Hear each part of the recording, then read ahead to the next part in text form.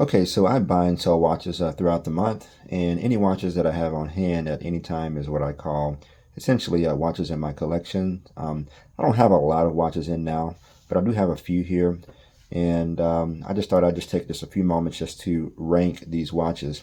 Now, some of these watches you've seen before, they've been in my collection already, and maybe one or two of these you have not seen. But again, I just wanted to rank these watches just in case it may help someone who's thinking about buying one of these watches. And so I'll just get right into it. So in my number 4 spot, I'm going to say that I have to go ahead and choose the Casio here. And this is the Casio World Time, or it's also called the Casio Royale. Some of the pros about this watch is that it's just a good daily beater watch, right? And a lot of people like to use watches like this as an alternative to like the Apple Watch.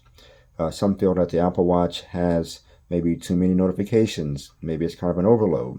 And so you can get a nice basic Casio like this that you can use just for basic things.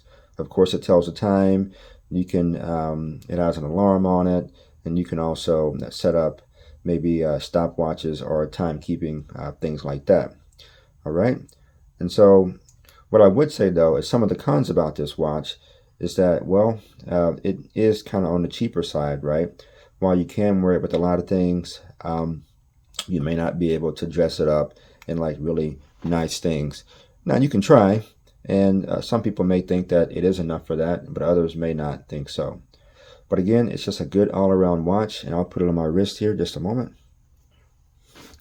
And so here it is on wrist, and I have a 7-inch wrist, and this is about a 40 millimeter case, essentially. And so it fits decently on the wrist. And this is actually a watch that I wear pretty much every day, just kind of a daily beater, just to wear around. And so again, I put that in my number 4 spot on this list. And so what I'll do is shift these watches over, and I'll put this one up here to show that it is my number 4. All right. Now, next on the list, what I would put in my number 3 spot is actually going to be this watch here. And this is a Bulova Precisionist watch. Bulova is a brand that's been around for decades, and it's not a brand that people talk about a lot, but it's still a pretty solid brand. It's a watch that has decent quality, and actually the Precisionist line is a watch that a lot of people do like. I also like the dial on this, and you'll find that the Bulova watches tend to have pretty decent design. If you look at the dial and the bezel on this watch, you see that they match pretty good. You also see the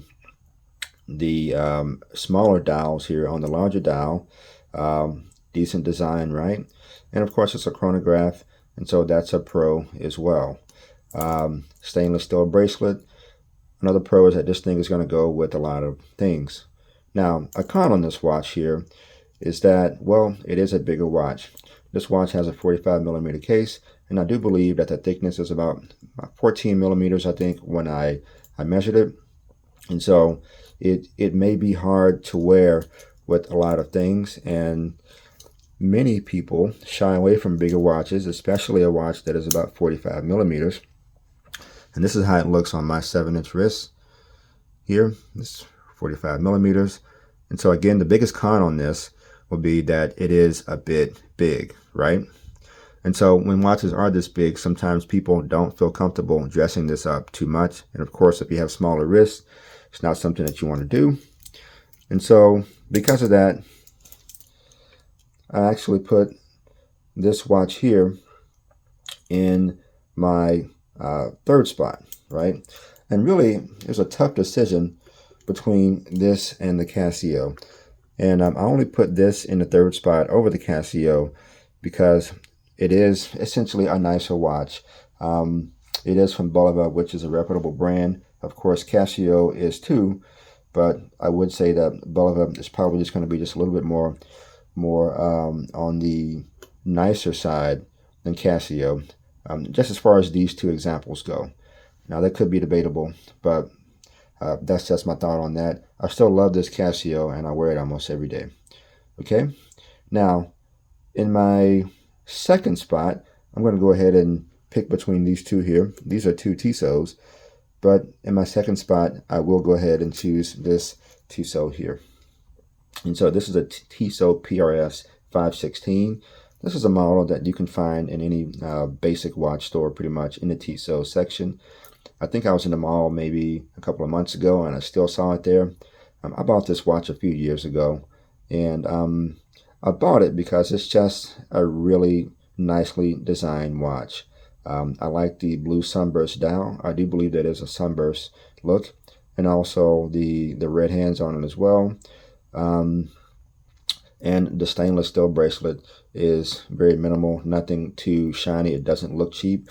When you hold this in your hand, you can feel some heft on it, and it's pretty much anytime you're dealing with Tissot, you will get a quality watch. In the whole scheme of things with watches, it's not considered a luxury watch. It's kind of considered a starter watch, really, a Tissot. And so, again, you can get these probably for about $200 or $300. And it's just a really solid watch that matches a lot of things. Those are the pros for me. Now the con, again, kind of like the Bulova, this is a 45mm watch. And so a lot of people won't want to wear this watch because they'll say that it's just too big. I will say, though, that it's not quite as thick as that Bulova, but it's still a 45mm watch, and it's hard to wear for a lot of people. I'm comfortable wearing 45mm because my wrists are kind of thick and my arms are kind of chunky too.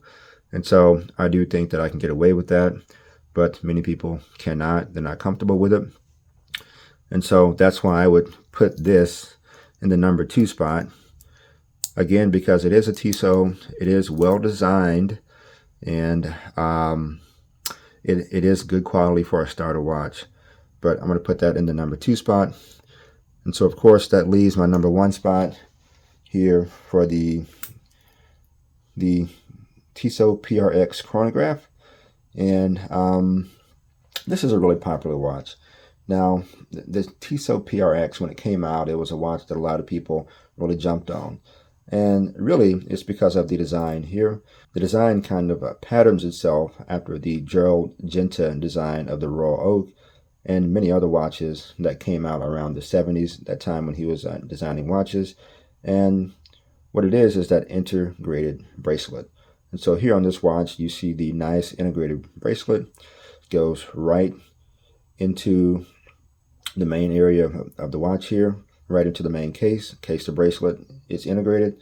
You also see that the bracelet design is very minimal. It's very clean. And even with that, when you move it around, you see that the light hits it very well. And so it feels like a more expensive watch than what it is.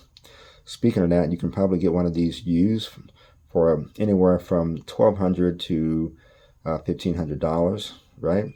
Not super expensive, but for what you're getting, some may say that it is a good deal. Also, when you look at the dial, it has the reverse panda dial, which offers some really nice contrast. You also see the indices. They are gold.